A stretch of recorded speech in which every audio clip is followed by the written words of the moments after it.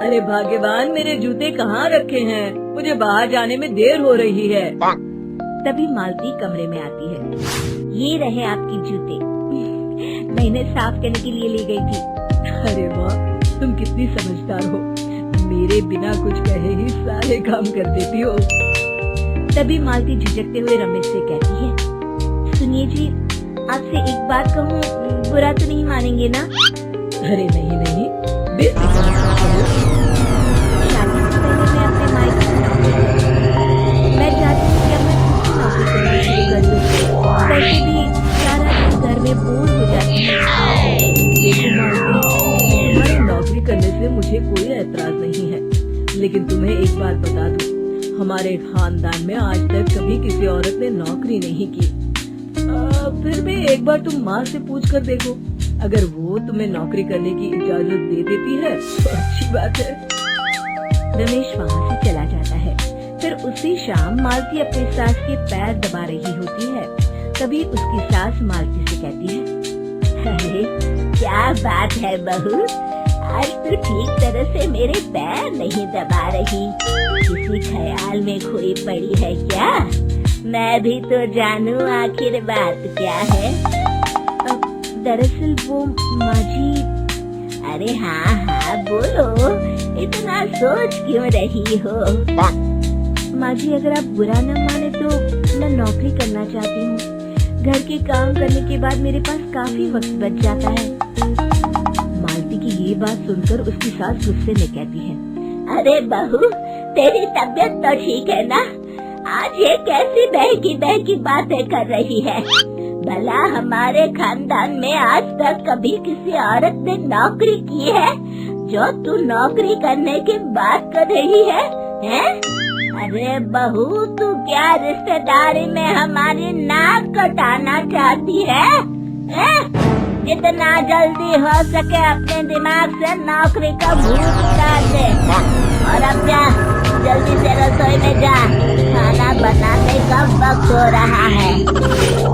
मालती मन मार कर खाना पकाने के लिए नमस्ते माँ जी, कैसी हैं आप? अरे आओ आओ दिवाकर बेटा, बैठो, मैं तुम्हारे लिए चाय मंगाती हूँ। बहू, जरा एक कप चाय तो लेती आना। फिर दिवाकर एक फाइल खोलकर मालती की सास के सामने रख देता है। ये देखिए माँ जी, ये है पिछले महीने का हिसाब और ये रहे मुनाफे के रुपए। एक बार हिसाब देख लीजिए और इन कागजों पर अपने दस्तखत कर दीजिए। अरे दिवाकर बेटा, मैंने भला आज तक कभी तेरा हिसाब देखा है जो अब देखूंगी? ला बता, कहाँ दस्तखत करूं? तभी मालती चाय लेकर वहाँ आ जाती है और अपनी सास को बिना कागजातों को पढ़े इस तरह लापरवाही से दस्तखत करते हुए देखकर हैरान रह जाती है।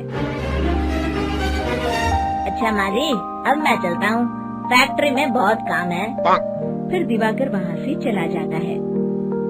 कुछ दिनों बाद मालती बाजार में कुछ सामान खरीद रही होती है।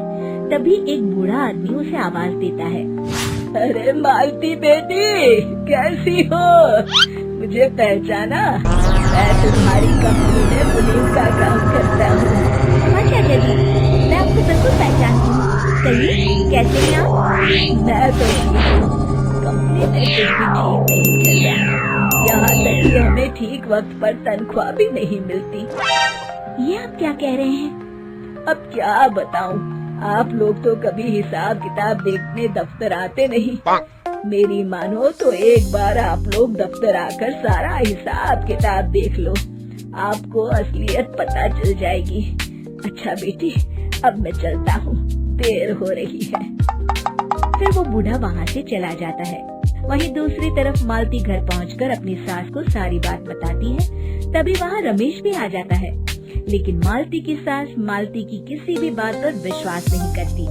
तभी रमेश कहता है, अरे माँ, बिना आग के कभी धुआं नहीं उठता। जब मालती इतना कह रही है तो हमें एक बार दफ्तर चलकर देख लेना चाहिए। वैसे भी हम लोग काफी दिन से अपने दफ्तर नहीं गए हैं। इस तरह किसी एक आदमी के भरोसे काम छोड़ना मुझे भी ठीक नहीं लगता। अगले दिन वे सभी अपने दफ्तर पहुंचते हैं और सीधे दिवाकर के कैबिन में जाते हैं। अचानक देखकर दिवाकर चौंक जाता है। अरे माली, आप सब लोग अचानक आ गए। अगर कुछ काम था तो मुझे फोन कर दिया होता, मैं आपके घर आ जाता। तभी मालती की सास कहती है, अरे दिवाकर बेटा, आज मैं हिसाब देखने दफ्तर आई हूँ।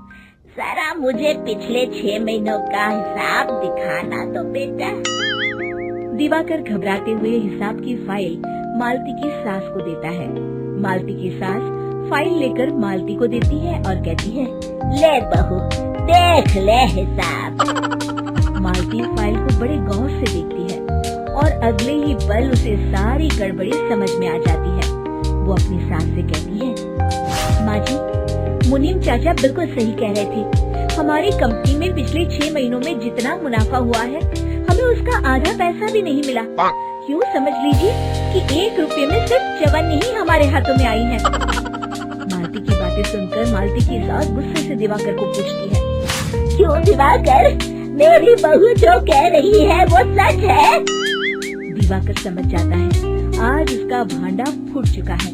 वो गिड़गिड़ाते हुए कहता है, मुझे माफ कर दीजिए माँ जी, मैं पैसों के लालच में अंधा हो गया था। अरे वाह दिवाकर, तू तो 1 नंबर का चोर निकला।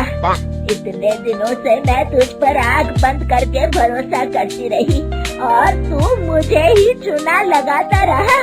अभी के अभी निकल यहाँ से और दोबारा अपनी शक्ल मत दिखाना। दिवाकर वहाँ से भाग जाता है। मालती की सास मालती को शाबाशी देते हुए कहती है, बहू, आज मैं समझ गई कि पढ़ाई लिखाई हमारी जिंदगी में कितनी जरूरी है।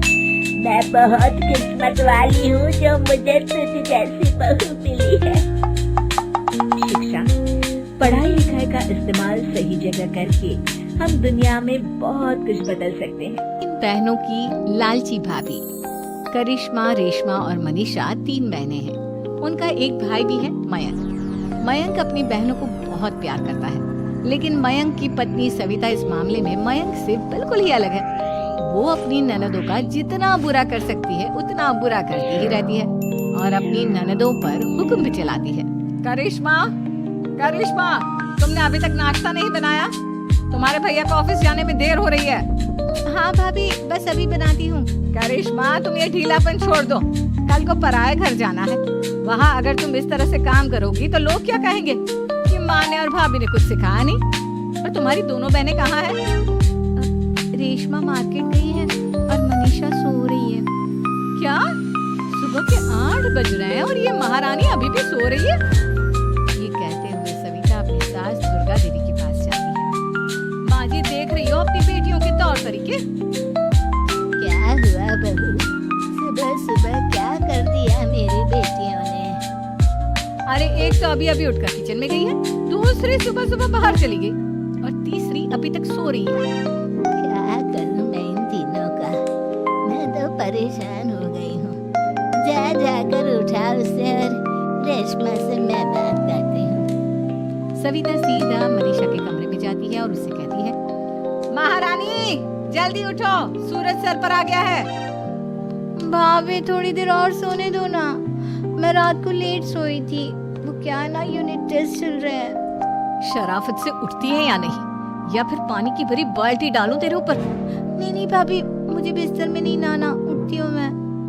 मनीषा जल्दी से उठकर बाथरूम में चली जाती है। सभी आराम से बैठकर नाश्ता कर रहे होते कि तभी रेशमा बाजार से हाथ में सामान लिए आ जाती है। रेशमा को देखते ही सविता उस पर बरस पड़ती है। लो, आ गई महारानी। ऐसा भी क्या सामान लाना था जो सुबह आंख मलते ही बाजार की तरफ रवाना हो गई? भाभी, कल आप ही तो चीख रही थी कि घर का सारा सामान मुझे ही लाना पड़ता है, घर में किसी को भी किसी काम से कोई लेना देना नहीं है। अब मैं बाजार जाकर सामान ले आई तो आपको इस बात से भी तकलीफ हो रही है? देख रही हो माँ जी, अपनी बेटी की जुबान कैंची से भी तेज चलती है। और मयंक, आप तो कुछ कहेंगे नहीं अपनी लाडली बहन को। रेशमा, अपनी भाभी से ऐसे बात नहीं करते। चलो माफी मांगो। भैया, मैं क्यों माफी मांगू? आप भाभी से बोलिए ना कि हम पर कम हुक्म चलाया करे। हम इस घर की बेटियां हैं और आपकी पत्नी की ननद है, नौकरानी नहीं। लो कर लो बात। इनकी भलाई के लिए कुछ भी बोलो तो इन्हें बुरा लग जाता है। इस घर में यही इज्जत है मेरी। देख लो माँ जी, आपकी बेटी किस लहजे में मुझसे बात कर रही है। सविता वहाँ से चली जाती है।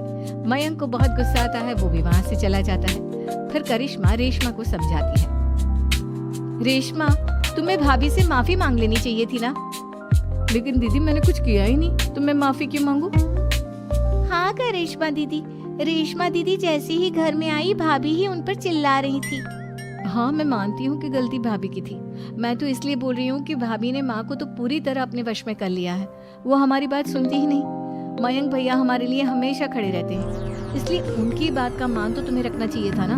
कोई फायदा नहीं दीदी, कुछ दिनों की बात और है, भाभी उन्हें भी हमारे खिलाफ भड़का देंगी। फिर वो भी माँ की तरह हमारी किसी बात का विश्वास नहीं करेंगे। इसी तरह सविता अपनी तीनों ननदों को किसी न किसी बात पर परेशान करती रहती थी। एक दिन मयंक अपनी तीनों बहनों के लिए गिफ्ट लाया।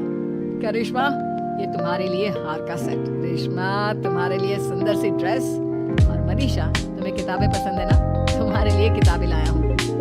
थैंक यू भैया। थैंक यू भैया। थैंक यू भैया। करिश्मा, तुम्हारा नेकलेस कितना सुंदर है, ये भैया कहाँ से ले आए होंगे? मैंने भैया को 3 दिन पहले फोन पर ये डिजाइन दिखाया था और आज भैया ये ले आए।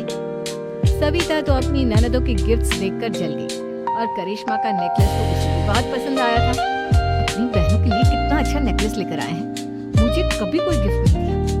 मैं आज ही ये हार चुरा लूंगी। रात में सविता करिश्मा का हार चुरा लेती है, और इसी तरह उसे अपनी ननदों की जो भी चीज अच्छी लगती वो उसे मांगती नहीं, बल्कि रात के अंधेरे में चुरा लेती।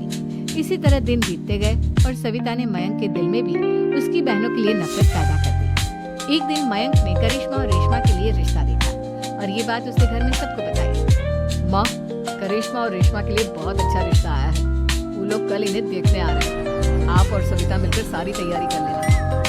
ये सुनकर करिश्मा और रेशमा खुश हो जाती है, लेकिन सविता सोचती है, अगर इन दोनों बहनों की शादी हो गई तो घर और बाहर का काम कौन करेगा? मनीषा तो एक नंबर की कामचोर है, उससे तो किसी बात की उम्मीद लगाना ही बेकार है। मुझे इस शादी को रोकना होगा। अगले दिन सभी लड़के वालों के स्वागत की तैयारी करने में लगे होते हैं। तभी मयंक अपनी बहनों से आकर कहता है, तैयार हो गई तुम दोनों? देखो दोनों लड़के बहुत अच्छे हैं, मैं कोई कसर नहीं छोड़ना चाहता, इसलिए तुम उनके सामने अच्छे से बिहेव करना, और अपनी भाभी से लड़ने मत लग जाना। करिश्मा, तुम वो नेकलेस पहन लो ना जो मैं तुम्हारे लिए लाया था। भैया मैं बहुत देर से वो नेकलेस ढूंढ रही हूँ, लेकिन मुझे मिल ही नहीं रहा। क्या तुमने नेकलेस खो दिया? तुम्हें पता भी है वो कितना महंगा था, तुम कोई काम ढंग से नहीं कर सकती। मयंक गुस्से में वहाँ से चला जाता है। थोड़ी देर बाद लड़के वाले भी आ जाते हैं। वो दोनों बहनों को पसंद कर लेते हैं और रिश्ता पक्का हो जाता है। लेकिन सविता के दिमाग में तो कुछ और ही खिचड़ी पक रही थी। वो पंडित जी के पास करिश्मा की कुंडली लेकर जाती है और उन्हें पैसे देकर करिश्मा की कुंडली बदलवा देती है। जब लड़के वालों के पास करिश्मा की कुंडली जाती है तो वो दुर्गा को फोन करते हैं। बहन जी, हमने करिश्मा की कुंडली अपने पंडित जी को दिखाई थी। आपकी बेटी की कुंडली नहीं बल्कि दोषों का पिटारा है। देखिए, मैं और मेरे पति इन सब बातों में बहुत विश्वास करते हैं, इसलिए हम आपकी बेटी से अपने बेटे की शादी नहीं करा सकते। इस तरह करिश्मा का रिश्ता टूट जाता है और सभी घर वालों को बहुत दुख होता है। अब कविता सोचती है, चलो करिश्मा का तो रिश्ता टूट गया, अब रेशमा का भी रिश्ता तोड़ना है। क्या करूं? अब सविता आवाज बदलकर किसी अननोन नंबर से रेशमा की होने वाले ससुराल में फोन करती है। हेलो, मैं कौन हूँ कौन नहीं ये आपके लिए जानना जरूरी नहीं, बस इतना सुन लो कि रेशमा का 2 साल से किसी के साथ अफेयर चल रहा है। बस रेशमा का रिश्ता तोड़वाने के लिए सविता का इतना कहना काफी था। अब रेशमा का भी रिश्ता टूट गया।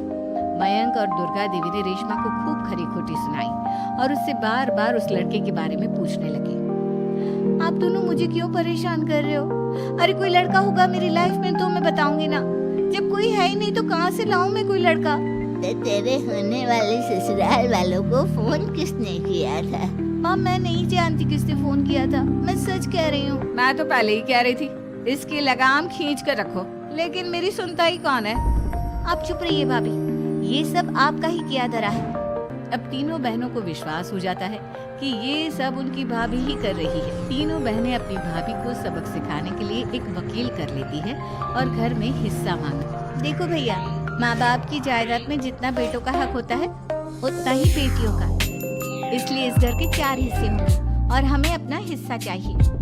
मैंने तुम्हारे लिए क्या क्या नहीं किया और तुम इस घर में हिस्सा मांग रही हो? भैया, आप और माँ हम बहनों की कोई बात नहीं सुनते हो और भाभी हमारी शादी नहीं होने देगी क्योंकि उन्हें लगता है कि आप हमारी शादी में ज्यादा पैसा लगाओगे और उन्हें हम जैसी फ्री की नौकरानी कहाँ मिलेगी। तो हम भाभी के साथ तो रह नहीं सकते। हम बहनों को अपना हिस्सा चाहिए। अरे तुम्हें शर्म आनी चाहिए अपनी भाभी पर ऐसा इल्जाम लगाते हुए। वो तुम्हारे बारे में कितना सोचती है। हाँ माँ, भाभी हमारे बारे में बहुत सोचती है। दिन रात बस यही सोचती रहती है कि किस तरह से अपनी तीनों ननदों को परेशान करूं और कभी मुझे पढ़ने भी नहीं देती। दोनों बहनों का रिश्ता भी तो इन्होंने ही तोड़वाया है और रात में हमारे कमरे में आकर हमारी चीजें भी चुराती हैं। इसी तरह सविता की तीनों ननदें अपनी बात पर अड़ी रही। अब कोर्ट में तारीख भी शुरू हो गई। जब सविता को लगा कि उसकी तीनों ननद इतनी आसानी से नहीं मानने वाली, तो उसने अपने पति और सास को सारी सच्चाई बता दी और अपनी तीनों ननद से माफी मांगी। मयंक और दुर्गा को भी अपनी गलती का एहसास हो गया। अब सविता खुद करिश्मा और रेशमा के लिए अच्छा रिश्ता ढूंढती है और उनकी शादी करवाती है।